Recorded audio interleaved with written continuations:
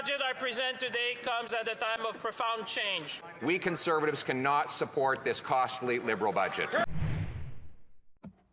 Welcome back, guys. For those who know, I've got the doctors today, so yeah, that might be another week maybe before I get to see a specialist about my leg. Is it getting any better? No. Anyway, is the country getting any better? Are you all happy with the budget? Only 78 billion in debt. That's not. Do you think they gave us the 100 billion possibility just so when you see 78 billion, that's not that bad, is it? No, it's not that bad. Freeland resigned, didn't she? Because the deficit was over like 40 or 50 billion. And now, with the deficit into 78 billion, 78.3, they, don't forget the 0.3. If the 0.3 doesn't matter to anyone, any Liberals out there, I'll take it, put it in my bank account. Yeah, she resigned, but they're celebrating this one. They're even crossing the floor and siding with Liberals. Conservatives who were voted in by Conservatives are going to go over and side with the Liberals. But anyway, let's have a listen to Champagne first. Not much of him because he's really annoying. Then we'll listen to Poilievre, and then let's just look into this walking across the floor shenanigans. Yeah, first of all, let's run with what Champagne said. Philippe Champagne. The budget I present today comes at a time of profound change, a time to build. The world is undergoing a series of fundamental shifts at a speed, scale, and scope not seen since the fall of the Berlin Wall. You know what he's saying isn't all that bad, really, is it? It's not all lies, because he's right. We are in a huge dilemma. And we've been in that situation for almost 11 years now. We're in this absolute shit show of a government, and this doesn't seem to be a way out. In fact, it seems to be getting worse and worse. Let's listen to Poilievre. And on behalf of all the Canadians who can no longer afford to eat, heat, or house themselves because of Liberal inflation, we Conservatives cannot support this costly Liberal budget. There is still time for the Prime Minister to do the right thing. We will put forward an amendment that will transform this policy by making Canada affordable again. It will get rid of the industrial carbon tax, cut the wasteful spending to bring down debt, inflation, and taxes. It will open our country up to opportunity by developing our prodigious resources, clear away bureaucracy to build affordable homes. Yeah, obviously Poilievre isn't going to vote for this budget, and neither are the Bloc. But we've got one guy who's walked across to join the Liberals, and that was breaking just after the budget was released. Conservative MP Chris D'Etremont, who said he was considering crossing the floor to join the Liberals government, has officially submitted his resignation letter, and according to CBC, has joined the Liberals. Now, there's his letter. I'll put it here if you want to read it. The thing is, breaking, Conservative MP Chris D'Etremont says he's considering crossing the floor to the Carney Liberals, which would bring them 2 seats away from a majority government. 2 seats from a majority. Oh my gosh. That's like, it's just getting worse, guys. What I don't get about all that is, maybe some people can put me right here, is that Conservatives voted him as a Conservative MP, voted him into the House, yeah? So how can he just say, right, thanks guys for voting me in, but I'm going to join the other team now, and yeah, let's get over there and we'll do Liberal things now, yeah? Thanks for voting me in, though. How does that work? That Conservatives voted him in to the House, and he's decided to switch teams. Imagine if Toronto FC bought a brand new player, and then come game day, he says, "Oh, I'm going to play for the other side today." What? We just paid. You're on our team.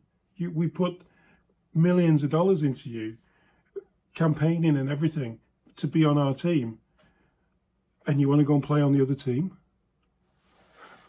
Some people will call it democracy. They'll say, well, yeah, he has the right to do that. But the thing is, if you've invested that money into that person to get them voted for your team, and then he goes to the other team, something wrong there. He can go to the other team or go independent. But you would think they would need to have a by-election, wouldn't you? A new election to vote him into that team, to have those team members support him. How do we know that they might not even want him? Well, of course they want him. They take, yeah, of course they want him. They would take anything, wouldn't they? Absolutely anything to get a majority. So I saw this meme come up, and he said a lot of executives over at Brookfield are going to be really excited about this thing that Carney's pushed out. Good news for Carney's rich friends. Under the 2025 Liberal budget, the luxury tax on private jets and yachts is being eliminated. Now's the time to buy your private jet, guys. If you were looking for that, Learjet or Cessna Citation, and you were thinking, it's just the taxes that's just putting me off a bit, now's the time to go and buy. Oh yeah, post pictures of your, send me some emails of your new luxury yachts and jets that you're going to be buying, guys, now that we've got rid of the luxury tax.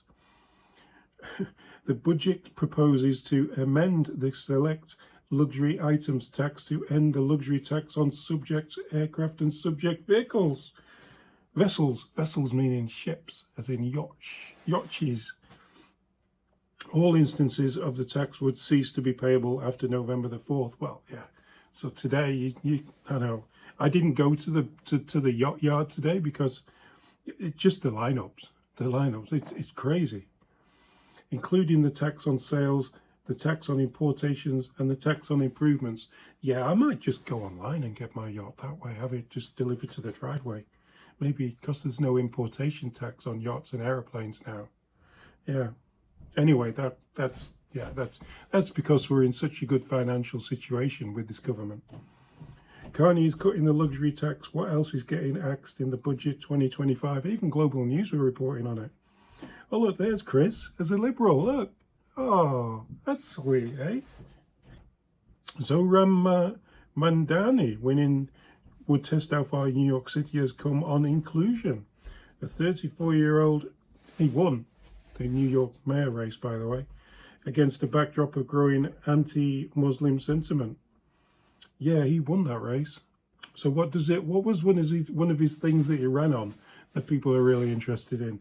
And it is that he includes to plan to create New York City's first universal childcare program, making city buses free and freezing the rent for 1 million rent-stabilized tenants. It has also proposed a tax on the city's wealthiest residents and an increase in the city's corporate tax rate to pay for its policy ideas, which his critics have said are unrealistic. Oh, there he is, look. Yeah, what we're going to say about that? Didn't Mark Carney throw all his investments from Brookfield into New York? I don't know if Mark's seen that. That might not be very good for Brookfield.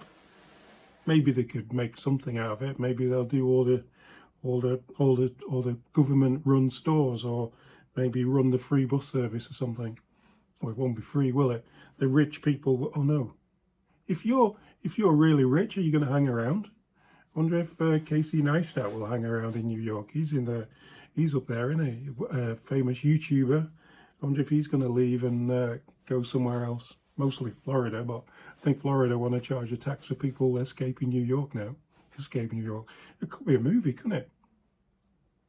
Let's move on to Bruce Fanjoy in April.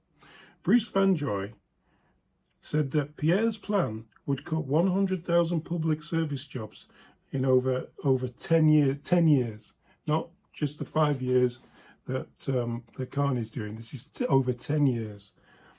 At a time when we need all hands on deck to defend our country from Donald Trump's trade war. Carlton, you deserve better.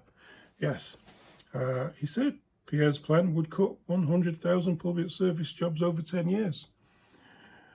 You deserve better. Monday election day, make your vote count. And and And this is what's happening after the election, after the budget. This is Bruce Fandroy, a Liberal MP who took Pierre's Ottawa riding after fearmongering about the Conservatives cutting government jobs.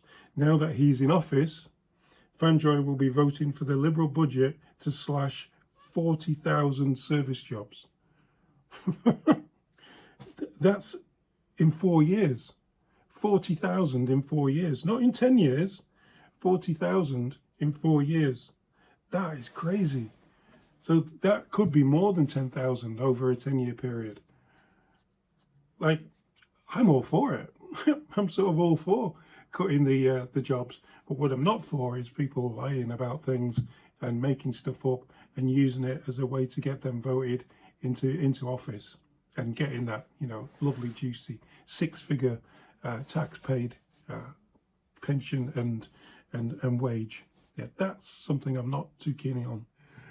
Oh, okay. I'll see you on Sunday, guys, and I'll give you an update what the doctor says and whether I get in to get a CRT scan or whatever you call it to see what's going on. Me back. See you next time, guys.